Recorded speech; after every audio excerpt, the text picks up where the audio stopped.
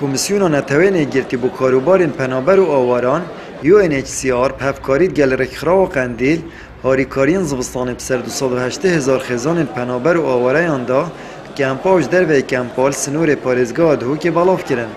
اف هاریکاری اپکاتی نش کجمه 480,000 دیناران بو پنابرین سوری و کجمه 240,000 دیناران بو آواره آن.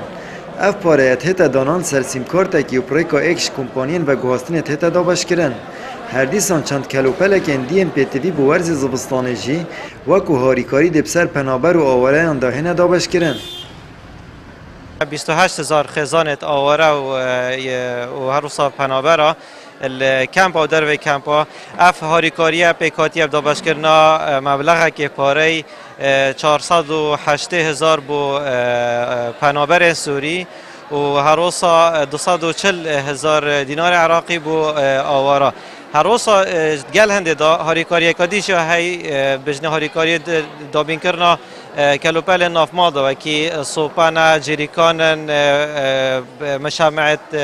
مشامعن افتشتنه اف پاره دیتا دابش کرن سروان خزانه پریکا کمپانیا زین و آسیا سیل و هر روزا هماهنگید گل رکخرا و قندیل اوا شریکامه جلوی خوب پنابر و آواره اندهو که پس ناوه پنگاوان رکخراواند کن که اف هاریکاری دمک گنجای دهات ندابش کرن هر دیسان اوت خوازن هاریکارین دراوی پتر بن جبر که او پتر مفایش پارید بیننش هاریکارین دی چوه کلوپل بن یان جی هاریکارین معنوی بن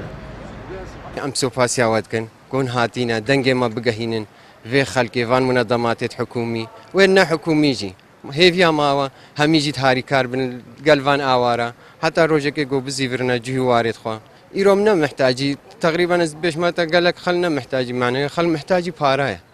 خلق کریداره زفستانه سارا سالکت دنیا خیریه بارانه مدى خوازي هاي الكاري هاي باتشاوا كو ام شغله خبره فبن ما يا هاي ني همچو اب خود پاره به باشترا پاره به باشترا چونكي غازي تو نه حاصليني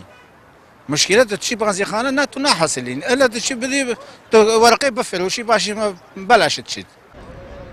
10,000 خزان پنابرین سوری و آوارین عراقیین وان دورین که کفتین اجر کاریگریا شر داعش نهال پارزگاه دوکت آکنجینه و تورز زفستان دا پیتوین وان زیدد بن مینا گازاسپی رکخراو نیو دولتی جید بیجن ارک منین ام گازه دا بین کین بلکو او ارک حکومته تانها جینه حکومت عراقی و نه هرمه گازاسپی بسر کمپین پنابر و آوارین دا بش نکریه